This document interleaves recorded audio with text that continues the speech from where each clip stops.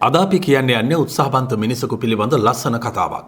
ඔහු තමයි දකුණු අප්‍රිකාවේ කේප් ටවුන් විශ්වවිද්‍යාලයේ රසායනාගාර සහායකයෙකු වූ හැමිල්ටන් නාකි. හැබැයි හැමිල්ටන් මේ විශ්වවිද්‍යාලයේ සේවයට එන්නේ උයන් පල්ලෙකුගේ සේවය වෙනුවෙන්. අවසානයේ ඔහු එම විශ්වවිද්‍යාලයේම රසායනාගාර සහායකයෙකු බවට පත්වනවා. එම විශ්වවිද්‍යාලයේ හෘද ශල්‍ය වෛද්‍යවරයෙකු වුණු ක්‍රිස්ටියන් බර්නාඩ් තමයි ඔහුගේ ගමන වෙනස් කළ වැදගත්ම පුද්ගලයා. සතුන්ගේ අවයව බද්ධ කිරීමේ පර්යේෂණ අවස්ථාවක ජිරාෆ් සත්වයෙකුගේ අවයව බද්ධ කිරීම කරන අවස්ථාවක විශාල සත්වයෙකු නිසා ක්‍රිස්ටියන්ට එය තනිව කරගන්නට නොහැකි වුණා.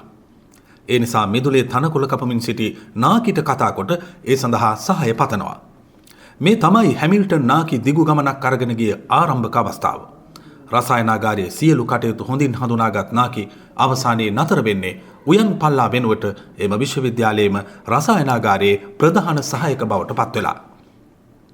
හැබැයි නාකි කියන්නේ දුප්පත් පවුලක ඉපදිලා අවුරුදු 6ක් විතරක් අධ්‍යාපනය ලැබුව කෙනෙක්.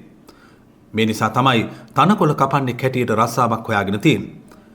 නමුත් ඔහුගේ දෛවය වෙනස් කරමින් දකුණු අප්‍රිකාවේ වර්ණ භේදවාදයේ බලවත්ව පැවති කාලයක වුණත් ඔහු එරට වෛද්‍ය විද්‍යාවට අමිල සේවාවක් ලබා දුන්නා.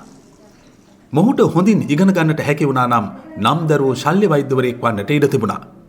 නාකිගේ නව ගමනට ආරම්භය දුන් වෛද්‍ය ක්‍රිස්ටියන් බර්නාඩ් කියා ඇත්තේ හැමිල්ටන් නාකි යනු හෘද බද්ධ කිරීමේ ශ්‍රේෂ්ඨයේ සෑම කාලයකම ශ්‍රේෂ්ඨ පර්යේෂකයෙකු බවයි.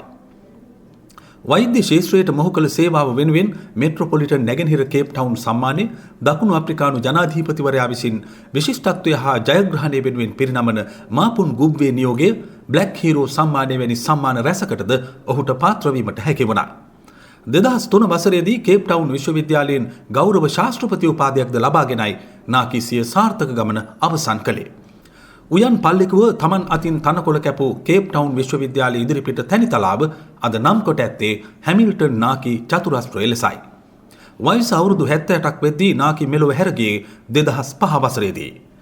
අවංකව උත්සාහ කිරීමෙන් ඕනෑම අයෙකුට තම ජීවිතයේ භාග්‍යවත් ලෙස අවසන් කළ හැකි බව පෙන්වා දුන් අති ශ්‍රේෂ්ඨෙක් වශයෙන් හැමිල්ටන් නාකි නාමය සදා අනුස්මරණීයයි.